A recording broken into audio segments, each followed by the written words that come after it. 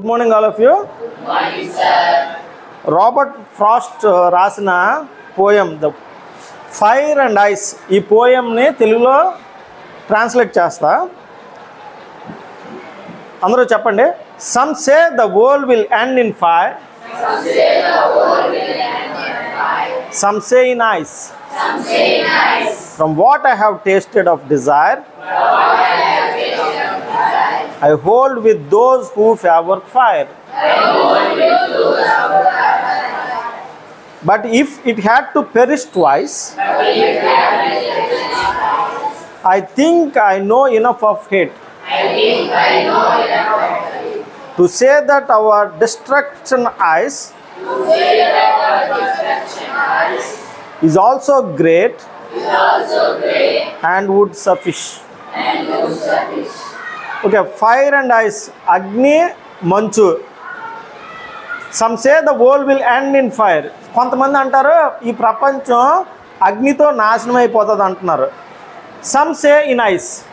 కొంతమంది మంచుతో కప్పబడిపోయి ఈ ప్రపంచం నాశనం అయిపోతుందని చెప్తున్నారు. From what I have tasted of desire, నేను ఎంతవరకు నేను తెలుసుకున్నానో, నేను టేస్ట్ చేశానో, నేను అనుభవించానో డిజైర్ గురించి, అంటే కోరికల గురించి. I hold with those who favour fire. ఎవరైతే అగ్నితో నాశనం అయిపోతుంది అంటున్నారో నేను కూడా దానికి అంగీకరిస్తున్నాను. ఎందుకంటే నేను డిజైర్ గురించి అంతా తెలుసుకున్నాను. డిజైర్ వలన ప్రపంచం నాశనం అయిపోతుంది అని, అంటే కోరిక వలన. డిజైర్ దేంతో పోల్చాడంటే ఫైర్తో పోల్చాడు. ఫైర్తోనే అంటే ఫైర్ని డిజైర్తో పోల్చాడు.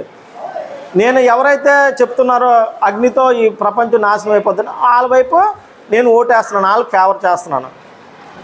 Second stanza, but if it had to perish twice, ఒకవేళ ఈ ప్రపంచం 2 సార్లు నాశనం అయిపోవాలంటే I think I know enough of hate.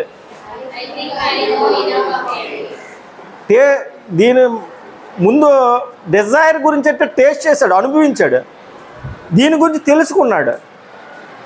Hate గురించి అయితే తెలుసుకున్నాడు, డిజైర్ గురించి అయితే అనుభవించాడు, పర్సనల్ ఎక్స్పీరియన్స్ ఉందంటున్నాడు.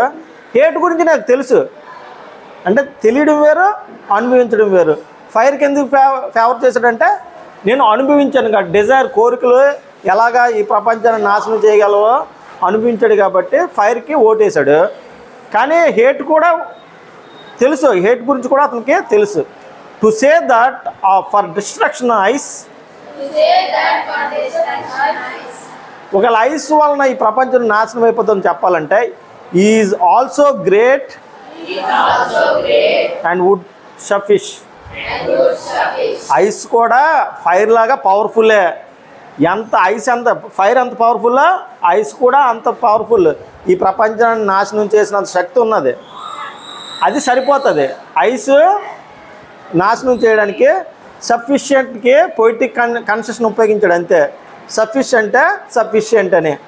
ఈ ప్రపంచాన్ని నాశనం చేయడానికి ఐస్ కూడా అంతే బలమైనది.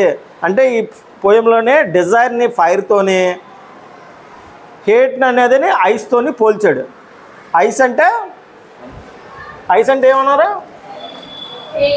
హేట్. ఫైర్ డిజైర్తో పోల్చాడు. ఇతను రాబర్ట్ ఫ్రాస్ట్ చిన్న వర్డ్సే. ఫైర్తో ప్రపంచం నాశనం అయిపోతా అంటున్నాడు, ఐస్తోని కూడా ప్రపంచం నాశనం అయిపోతుంది. రెండింటితో కూడా ప్రపంచం నాశనం అయిపోతుంది. అతను టేస్ట్ చేశాడు కాబట్టి, అనుభవించాడు కాబట్టి ఫైర్కి ఫేవర్ చేశాడు. కానీ ఐస్కి కూడా ప్రపంచాన్ని నాశనం చేసే శక్తి ఉన్నది. మనలోని 2 క్వాలిటీస్ ఉంటాయి. డిజైర్ ఉంటుంది, హేట్ ఉంటుంది. ఏది ఎక్కువైపోయినా, ఎక్కువ డిజైర్ అయిపోయినా నువ్వు కొలాప్స్ అయిపోతావు. నీ కోరికలు ఎక్కువైపోయావు అనుకో, నువ్వు అది సాధించలేక నువ్వు బాధతోనే నాశనం అయిపోతావు. ఇతరుల మీద కానీ దేని మీద హేట్, అసూయ ఎక్కువ ఉన్నా కూడా నిన్ను నువ్వు నాశనం చేసుకుంటుంది. నువ్వు ఈ రెండింటిని దేంటిని ఇంటర్ప్రిట్ చేసినా, ప్రపంచానికి ఇంటర్ప్రిట్ చేసినా, నీకు ఇంటర్ప్రిట్ చేసినా, ఒక జంతువుకి ఇంటర్ప్రిట్ చేసినా, మీరు దేనికి ఇంటర్ప్రిట్ చేసినా కూడా అవుట్కమ్ నాశనం వైపే ఉంటుంది. అంటే too much of anything leads to destruction. Too much of anything leads to whether it is fire or ice, whether it is desire or hate. అందువలన ఏది కూడాను కంట్రోల్ చేసుకునే విల్ పవర్ మనకు ఉండాలి. Thank you.